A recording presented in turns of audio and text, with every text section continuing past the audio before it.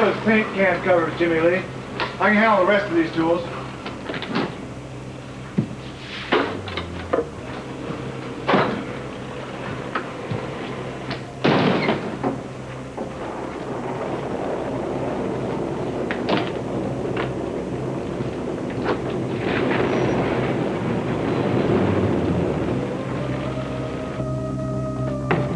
What are you doing, Monica?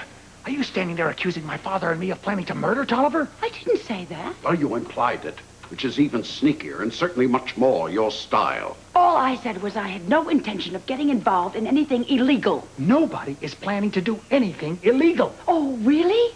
Then how come obviously I just struck a nerve? The only nerve around here is yours, Monica. And you've got too much for your own good anyway. Oh, now, my dears, please quieten down. Why don't we have another glass of champagne? Yes, Lila is absolutely right.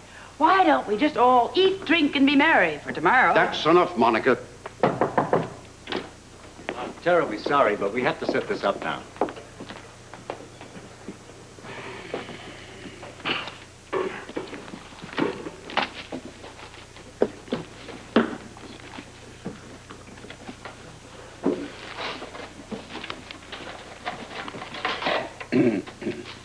Excuse me. We have some personal business that we have to take care of now. We will let you back in later. Would you mind excusing us? Thank you.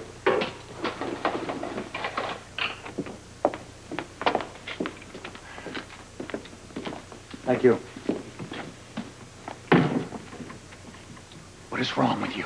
What is wrong with you? Ever since Heather retracted that statement about her accusation of you, your attitude toward this family has been intolerable. I have been under a lot of pressure for the last few days. Listen to me. The pressure is off now. I know that, and I should feel good about it. I want to feel good about it. I don't want to wander around here having everybody treat me as if I've done something wrong. Well, Monica, what do you want us to do? Take an ad out in the paper telling the whole wide world how happy you are? You know, we have more important priorities right now, and your happiness is certainly not one of them. I think, dear, that what Edward is trying to say is that it's very important now that we should all stand together. Well, of course it is. And there's Quartermaine money involved, lots of it. Ah, there's a rallying point if I ever heard one. Keep your voice down. The main point, Monica, is that we don't know what Tolliver or Scorpio is going to do. And until we do, we better keep our stories together. Our only concern at the moment should be to get the divorce papers and the marriage certificate. If Cousin Herbert ever finds out that Lila and I were never legally married, he'll be after that money faster than you can say... Bankruptcy. That kind of flip attitude is going to get us into the worst kind of trouble. If we're not in enough trouble as it is. Now, how do we know that Tolliver hasn't told Scorpio everything? Scorpio has not come nosing around as yet, and so we can just assume that he hasn't. And as Lila says, Tolliver has the chance to make a great deal of profit off of us. Well, at this point, I'd gladly give him the money in exchange for the papers. I think we all would, Mother. It's the only way we're ever going to get a guarantee that nobody will see it, ever, including Cousin Herbert. Someone mentioned Cousin Herbert? No. No. Yes. Yes. Yes, in fact, we were just all of us we were talking about, well, what a shame it is that he can't be at the party tonight. Well, his granddaughter will be here in his place. How could we forget? What time does her flight get in? Well, she's flying into LaGuardia in about 2 hours, then taking the shuttle to Port Charles. I'm meeting her at the airport. Well, I'm very glad, personally, that she hasn't been here for the last few days through all this chaos. I mean, it would be terrible if she would have been subject to all of these false accusations, all this nonsense in the press, wouldn't it? Oh, yes, it would have been a terrible thing for her. She would have loved it. She would have been right there in the middle of it all, fighting for you, Monica. Oh, how nice. Yes, Celia's quite a girl. She's the kind who gets into everything. Does she? Oh, yeah. Yeah. Love's a good mystery. If anyone can tell if something shady's afoot, she's the one. You don't say. Oh, yeah. You're going to love her. Hey, Rosie. Hey, Jimmy Lee. What you got there? What? What's in the bag? Oh, nothing. Oh, okay. There you go. Thanks a lot. Ah, thank you. It's a tux. For the party tonight? Well, why didn't you say so? Well, because I was a little, self-conscious about the guys. Why? Well, tux is a bit stuffy and all, Are you kidding me? I think guys look real sexy in tuxedos. You do, huh? Yeah. Women love it when men get dressed up. They look so elegant. Okay, in that case, Whoa. What do you think, huh? Pretty snazzy.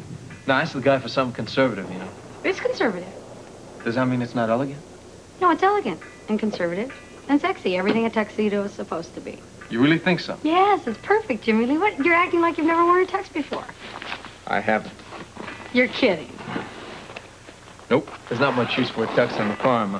Hey, by the way, Jimmy Lee, before you go milk those cows, show some respect and put on the tux, huh? Okay, you're right, I guess. I'm sorry, I don't know why. I just assumed that every guy's worn a tux at some point in his life. I mean, I don't really know that much about how the other half lives either. Oh, come on, a class act like you. Right. Frying up my burgers in my designer dress. Somehow it's not my style, Jimmy Lee. I bet you got yourself some fancy dress for the party tonight. Just for me. With all those big shots there, you bet I did. Everybody likes to play dress up every now and then. Boy, it's gonna be some blowout, isn't it? You happy? Yeah. Wait. A little nervous, though.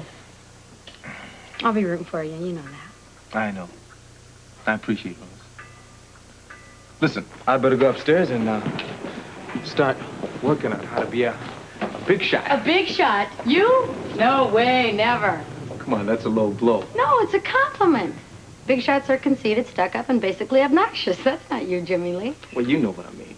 You mean you want to try and be like a Quartermaine? Rose, I am a Quartermaine. In name only. Well, it's a pretty important name in this town. It's just a name. And I don't consider the name anywhere near as important as the man. Yeah, well, maybe you're right. But the Quartermaine name does have a nice sound to it, you know? A guy could kind of get to like it, you know? I'll bet you could. I'll talk to you later. Hey, old man, I want to talk to you. No, wait a second. I want to talk. Out of my way. Come on, I want to talk to you. All right? Wait a second, old man. Wait. Wait a second. I just want to talk to you, all right? I just want to talk to you. I heard you were in jail. I'm not anymore. Well, I can see that. How'd you get out? They let me out. They had nothing to hold me on. You know, the police aren't stupid. You know, they're going to find out about your shady deal. I don't know what you're talking about. Okay, then I'll talk and you listen. I'm talking about the shady deal you had going against the Quartermaines. I repeat, I don't know what you're talking about. Does blackmail ring a bell? You better be careful of who you accuse of blackmail. I may be old, but I can still knock your block off. Okay, Brown or Tolliver, whatever your name is. I got nothing against you personally. But I'm telling you, you don't want to mess with the Quartermaines. They're a lot stronger than you are. I assure you, I don't know or care about the Quartermaines. Now, will you let me... Wait, I'll let you pass. But I'm telling you, if I was you, I'd just keep on going. Are you running me out of town? No, not exactly. But if I just got out of jail, I'd hop on the first train out of town. Why should I listen to you? Because I listened to you once. When was that? When you came to the trailer and quit, remember? My name was Brown then. Yeah, I know. Your name was Brown. Now it's Tolliver. Does that make a difference? It does to most people. Well, it doesn't to me. You told me that a man had to have a goal. A pot of gold, you called it. Right? I took your advice. I'm going after mine. I was wrong about you. Like what? Well, what do you mean? I used to see a lot of me in you at one time. A man who had potential for great things. But now that I know better, I see that you're no better than them. Quartermaine name is the biggest name in this town. And one of the least respected. Not to me, it isn't. Then you are a fool, son. You better know right now those people are no good for you. My advice, never trust them. And certainly don't ever try to become one of them. You don't mind if I don't take your advice. That's your decision. And it's your funeral if you stay in this town. Is that some sort of a threat? No, it's not a threat. It's just some friendly advice. And if I was you, I'd take it and split. Get out of my way.